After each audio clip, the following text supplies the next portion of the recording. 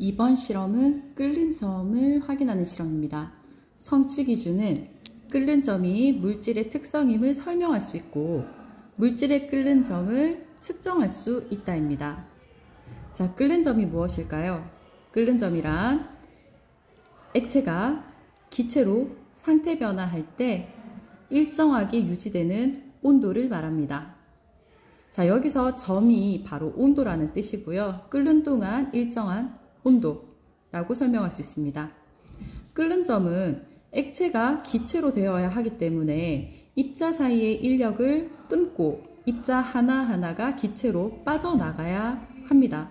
그러려면 열 에너지를 흡수해야 되기 때문에 가열해주는 열을 온도를 올리는 데 사용하지 않고 모두 상태 변화하는 데 사용해서 끓는 점은 온도가 일정하다라는 특징이 있습니다. 그러면 이 끓는 점이 물질마다 다른 이유는 무엇일까요?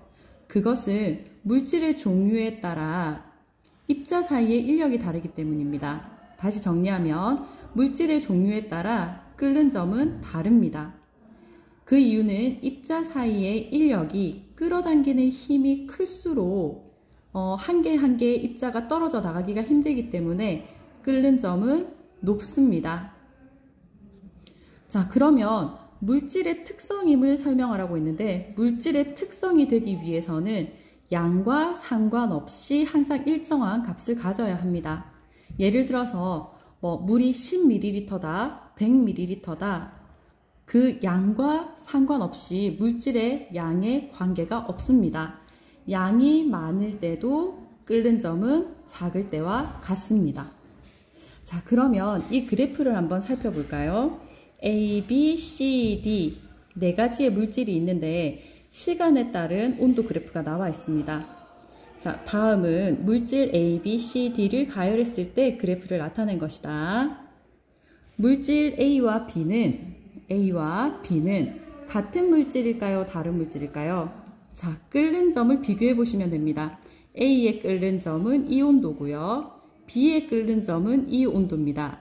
끓는 온도가 다르기 때문에 이 물질은 다르다는 것을 알 수 있습니다. 그 이유는 끓는 점이 다르기 때문이다.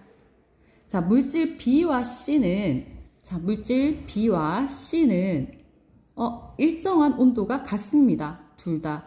그래서 같은 물질임을 알 수 있습니다. 그 이유는 끓는 점이 같기 때문입니다. 자, 그러면 양은 어떻게 다를까요? 자, 끓기 시작할 때의 시간을 보면 되는데요. B는 이 시간에 끓기 시작했고요. C는 이 시간에 끓기 시작했습니다.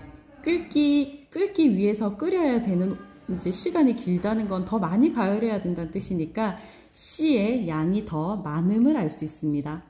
그 이유는 끓기 시작하는 온도가 더 오래 걸려서 끓기 시작하는 시간이 더 뒤기 때문입니다.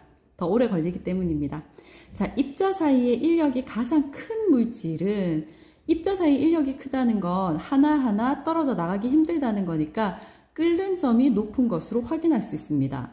따라서 이 중에서는 A가 끓는 점이 가장 높으므로 입자 사이에 끌어당기는 힘이 가장 크다는 걸 알 수 있어서 A이고 인력이 가장 작은 물질은 끓는 점이 가장 낮은 D이다.